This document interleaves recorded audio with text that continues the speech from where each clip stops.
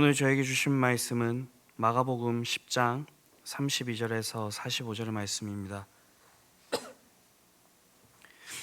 마가복음 10장 32절에서 45절의 말씀입니다.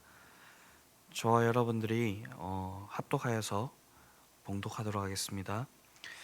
예루살렘으로 올라가는 길에 예수께서 그들 앞에 서서 가시는데 그들이 놀라고 따르는 자들은 두려워하더라. 이에 다시 12 제자를 데리시고 자기가 당할 일을 말씀하여 이르시되, 보라, 우리가 예루살렘에 올라가노니 인자가 대제사장들과 서기관들에게 넘겨짐에 그들이 죽이기로 결의하고 이방인들에게 넘겨주겠고, 그들은 능욕하며 침뱉으며 책짓질하고 죽일 것이나 그는 3일 만에 살아나리라 하시니라. 세베대의 아들 야고보와 요한이 주께 나와 여짜오되, 선생님이여, 무엇이든지 우리가 구하는 바를 우리에게 하여 주시기를 원하옵나이다. 이르시되, 너희에게 무엇을 하여 주기를 원하느냐? 여짜오되, 주의 영광 중에서 우리를 하나는 주의 우편에 하나는 좌편에 앉게 하여 주시옵소서.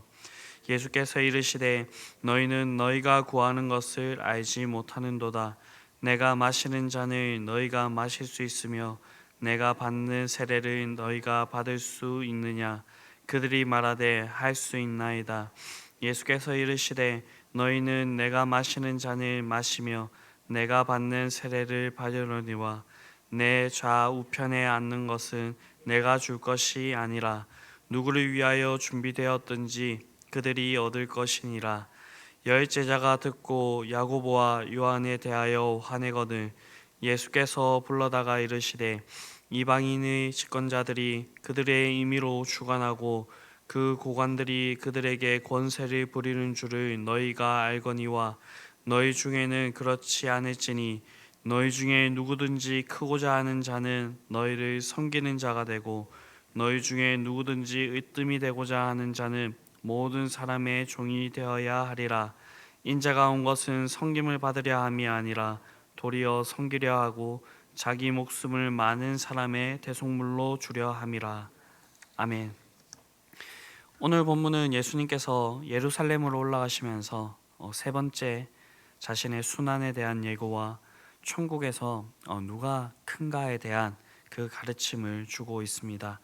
33절에서 34절을 보게 되면, 보라, 우리가 예루살렘에 올라가노니 인자가 대제사장들과 서기관들에게 넘겨짐에 그들이 죽이기로 결의하고 이방인들에게 넘겨주고 그들은 능욕하며 침뱉으며 책짓질하고 죽일 것이나 그는 3일 만에 살아나리라 하시니라 라고 말씀을 하십니다. 예수님께서는 다시 제자들에게 자신의 죽으심과 부활에 대해서 예고하고 계십니다. 이로써 예수님께서는 자신의 죽음과 부활을 세 차례나 반복해서 말씀해주고 있습니다. 이렇게 예수님께서 지속적으로 거듭하여서 반복하는 것은 이것이 아주 중요한 일이라는 것을 이야기해 주고 있는 것입니다. 실제로 우리 기독교의 가장 핵심적인 그런 진리라고 한다면 바로 예수님의 죽으심과 부활입니다.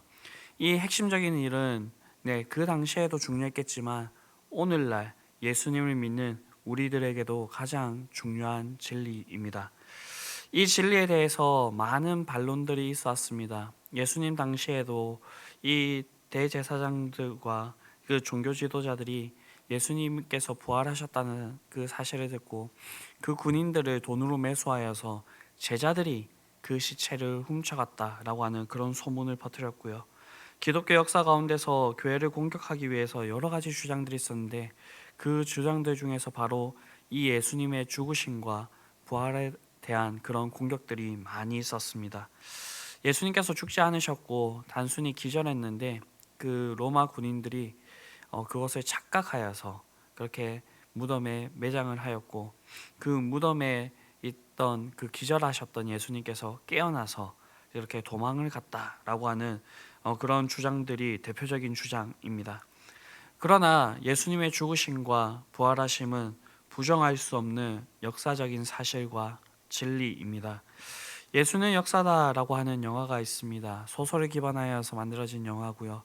이 소설은요, 그 사실을 기반하여서, 현실을 기반하여서 만들어진 그런 소설입니다. 이 영화를 보면 주인공은 눈에 보이는 것만 믿는 무신론자였고요. 시카고 지역 유력신문의 기자로 보도 명예상을 받을 정도로 그렇게 자신의 일에서 아주 열심히 있고 그런 높은 그런 자리까지 올라간 그런 사람이었습니다.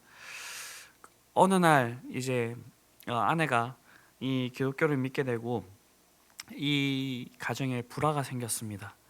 이 가정의 불화를 해결하기 위하여서 이 주인공은요, 이 기독교를 파기 시작합니다. 그때의 마음은 이 기독교가 너무나도 허무맹랑한 이야기를 믿는 그런 종교라는 것을 밝혀내고 싶었습니다. 그런데 이 기독교를, 예수님을 이렇게 알아가면 알아갈수록 이것은 부인할 수 없는 그런 역사적인 사실이고 그리고 진리를 깨닫게 됩니다. 이처럼 예수님의 죽음과 부활은요, 실제로 역사 가운데 있었던 그런 사건이고요, 여전히 우리에게 중요한 진리입니다. 그런데 이 사실을 온전히 믿기는 어렵습니다. 왜냐하면 예수님께서 행해 주신 이 일들은 세상이 정말로 알 수도 들어보지도 못한 그러한 일이었기 때문입니다. 그래서 예수님의 제자들도 예수님의 이런 가르침 앞에서 여전히 다른 생각을 하고 있습니다. 35절입니다. 세베대의 아들 야고보와 요한이 주께 나와 여짜오되 선생님이여 무엇이든지 우리가 구하는 바를 우리에게 하여 주시기를 원하옵나이다 라고 말하고 있습니다. 그 원하는 내용이 37절에 잘 나오고 있는데요, 여짜오되 주의 영광 중에 우리를 하나는 주의 우편에 하나는 좌편에 앉게 하여 주시옵소서입니다. 이 말이 무엇이냐면요, 예수님께서 예루살렘에 입성하여서 유대의 임금자리에 오르시게 될 때에 자신들을 주의 좌편에 우편에 앉게 해달라라는 것입니다. 이것은 예수님께서 걸어가시고자 하는 그 길을 온전히 이해하지 못하였을 뿐만 아니라 예수님께 정말 허무맹랑한 그러한 청탁을 하고 있는 것입니다. 지금 어떠한 일이 있었습니까? 예수님께서 세 번째로 자신이 순환당할 것을 예고하시고 죽으시기 위하여서 예루살렘으로 가는 길임을 가르쳐 주었습니다.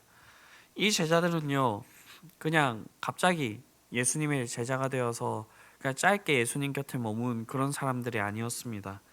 예수님과 3년 동안 동고동락했던 인물들이었습니다.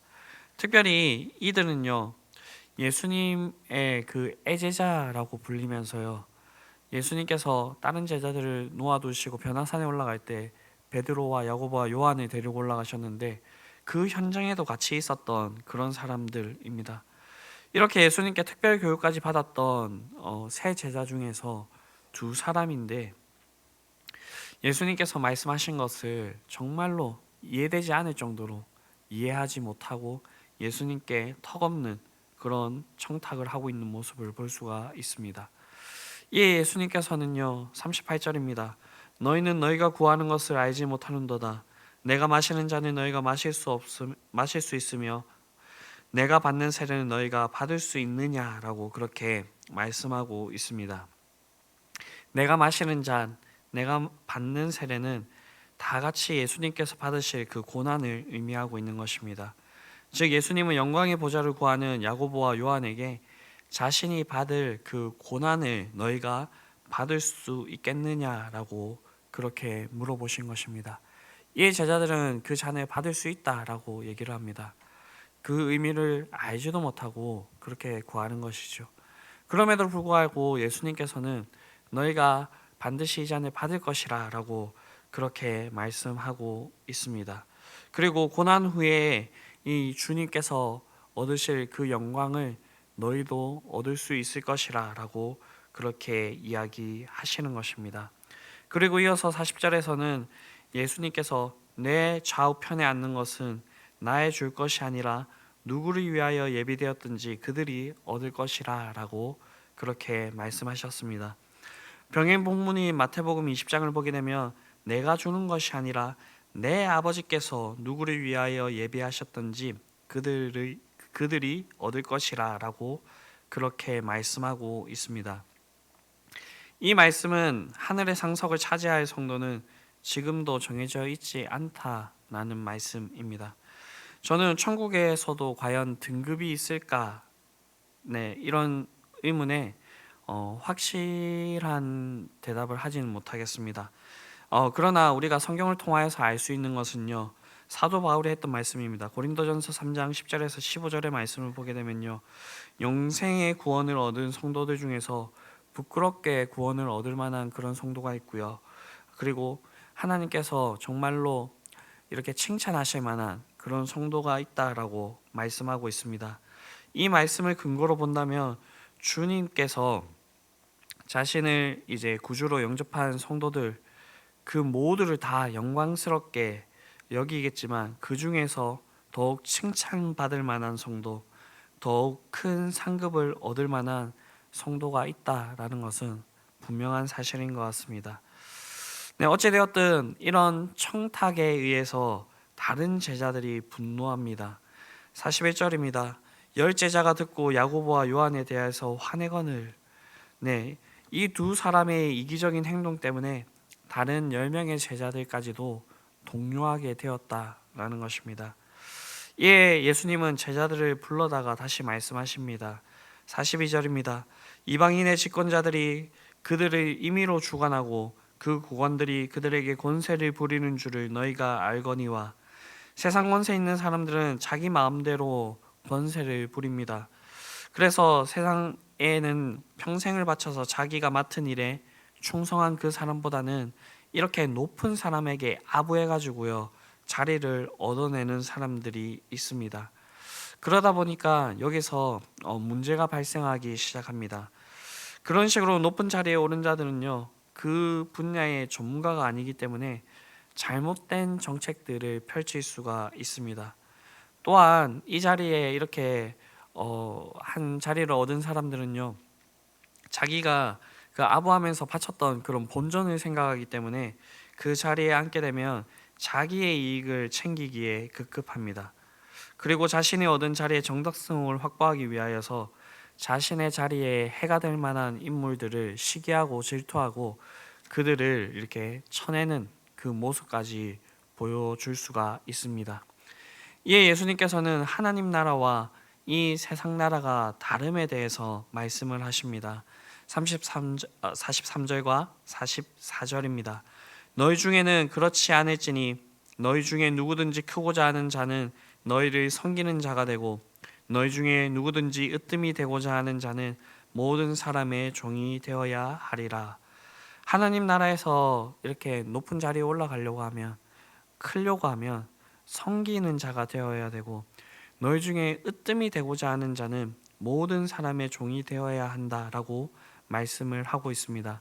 세상은 섬김을 받으려 하고 다른 사람들을 부리려고 하지만 하나님 나라는 그와 반대되는 모습이 있어야 된다라고 그렇게 말씀을 하십니다. 실제로 예수님께서는요 이 일을 위하여서 이 낮고 낮은 땅으로 오셔서 우리에게 참된 모범이 되셨습니다. 본문의 마지막 절이 그것을 이야기하고 있습니다. 인자의 온 것은 섬김을 받으려 함이 아니라 도리어 섬기려 하고 자기 목숨을 많은 사람의 대속물로 주려 함이니라. 이 말씀처럼 예수님께서는요 섬기는 그 모습을 보여주셨고요. 그리고 철저하게 이 말씀에 따라서 자신의 목숨까지 내어주셨습니다. 그래서 빌립보서에서는요 이러므로 하나님이 그를 지극히 높여 모든 이름 위에 뛰어난 이름을 주사 하늘에 있는 자들과 땅에 있는 자들과 땅 아래에 있는 자들로 모든 무릎을 예수의 이름에 꿇게 하시고 모든 입으로 예수를 그리스도라 주라 시인하여 하나님 아버지께 영광을 돌리게 하셨다라고 그렇게 말씀하고 있습니다. 물론 주님께서 걸어가신 그 길 우리가 같이 걸어간다 하더라도 주님께서 하실 수 있는 일과 우리가 할 수 있는 일에는 명백한 차이와 한계가 있습니다. 그러나 자기의 십자가를 지고 우리의 모범이 되시는 예수님을 따른다면 예수님께서 우리에게 주셨던 그 말씀처럼 우리는 천국에서 큰 상급을 얻게 될 것입니다. 동상이몽이라고 하는 말이 있습니다. 한 침상에 누웠어도 서로 다른 생각을 한다라는 말입니다. 주님은 어찌하든지 자기 목숨을 온 인류에게 대속물로 주시고자 예루살렘으로 발걸음을 옮기시는데 제자들은 여전히 다른 생각을 하고 있습니다. 자신들의 착각에 빠져가지고 예수님께서 걸어가신 그 길이 어떠한 길인지 모르고 자신들의 이기심으로 구할 것만을 구하고 있는 그런 모습을 볼 수가 있습니다. 이런 모습이 우리의 모습이 아닌가 그렇게 생각을 해봅니다. 그래서 이 새벽에 자신을 돌아보시면서 우리의 이런 이기적인 모습과 아직 여전히 하나님께서 우리에게 뜻하신 그 계획들, 그 뜻들을 제대로 알고 있지 못하는 그런 부분들이 있다고 한다면 주님 이 새벽에 우리를 깨우쳐 주시고 우리가 정말로 바른 것을 아는 대로 그렇게 걸어갈 수 있는 우리들이 되게 하여 주시옵소서. 이렇게 자신을 살펴볼 수 있는 그 새벽이 되었으면 좋겠습니다. 기도하시겠습니다. 사랑과 은혜가 풍성하신 아버지 하나님, 우리에게 항상 말씀하시지만 우리는 그 말씀을 깨닫지 못하고 다른 것들을 바라보곤 합니다. 그리고 다른 방향으로 그렇게 나아가곤 합니다. 주님, 그렇다고 한다면 우리에게 듣는 길을 허락하여 주시고 듣고 깨달을 수 있는 그 지각을 허락하여 주시기를 간절히 바랍니다. 우리가 주님의 말씀에 따라가는 그렇게 살아가는 자들이 되기를 원합니다. 우리에게 주어주신 그 십자가를 지고 주님을 따르게 하여 주시고 이 세상과 그 다른 길을 걸어가기에 흔들릴 수는 있겠지만 우리를 붙들어 끝까지 바른 길로 나아가게 하여 주시옵소서. 이 모든 말씀 우리를 구원하시고 우리의 영원한 모범이 되시는 예수 그리스도의 이름으로 기도드립니다. 아멘.